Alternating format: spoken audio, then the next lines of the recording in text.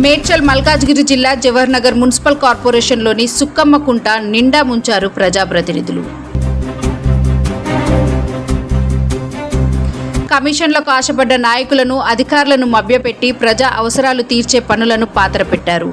జవహర్ నగర్ పరిసర ప్రాంతంలో ఎక్కడ వర్షం కొట్టినా తమ చుక్కమ్మ కాలనీ నిండా మునుగుతుందని, ఏళ్ల తరబడి ఇదే పరిస్థితి నెలకొందని స్థానిక ప్రజలు ఆవేదన వ్యక్తం చేస్తున్నారు.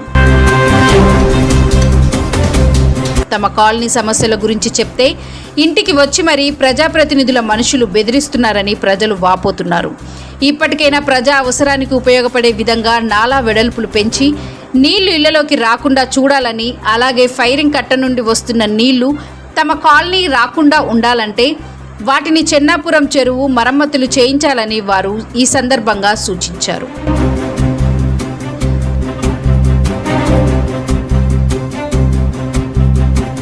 తమ ప్రాంతానికి అవసరమయ్యే నిధులను మింగిన దొంగలు నేడు తమ వైపు కన్నెత్తి కూడా చూడడం లేదని బిజిలీ టీవీకి తెలియజేశారు. అవసరానికి ఉపయోగపడే నాలా సైజును తగ్గించి కాంట్రాక్టర్లు, అధికారులు వారి చేతి వాటాన్ని ప్రదర్శిస్తే ప్రజలు మురికి నీళ్లలో మునుగుతున్నారని, పిల్లల పుస్తకాలు, వంట సామాన్లు, ఫ్రిడ్జు నాశనం అవుతున్నాయని, అధికారులకు, ప్రజాప్రతినిధులకు ఎవరికి ఫోన్ చేసినా స్పందించడం లేదని వారు తెలియజేశారు.